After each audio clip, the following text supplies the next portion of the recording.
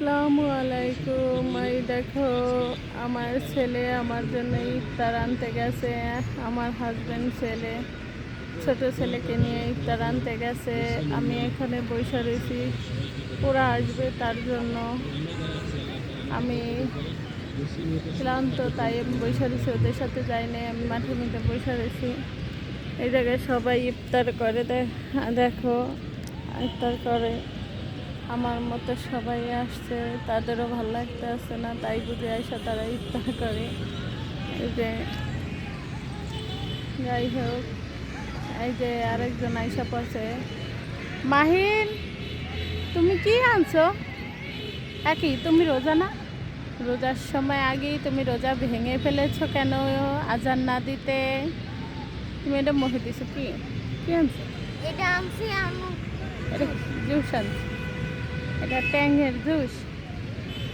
সে ট্যাংয়ের juice নিয়ে আসছে। তুমি বলো তো কেমন আছো? এদিকে চাও, এদিকে চাই বলো। আই হাই, কেন মেজাজ গরম হয়ে গেছে কেন? একই, তুমি কি ক্লান্ত হয়ে গেছো?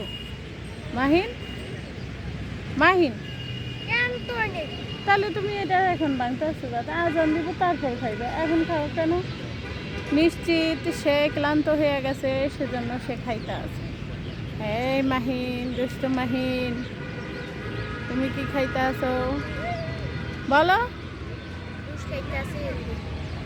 জুস। এ হে হে, রোজা শেষ মাহিনের। মাহিনের রোজা শেষ, সে ইফতার খুলে ফেলাইছে। এখন আমার ছেলে আর আমার হাজব্যান্ড আসতে আছে ইফতার নিয়ে।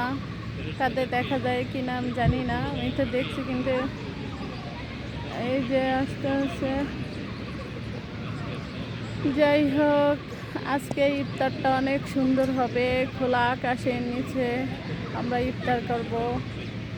ও আরেকবার যেরকম ইফতার করছে, ওই যে দেখা যাচ্ছে সে আসতে আছে ইফতার নিয়ে।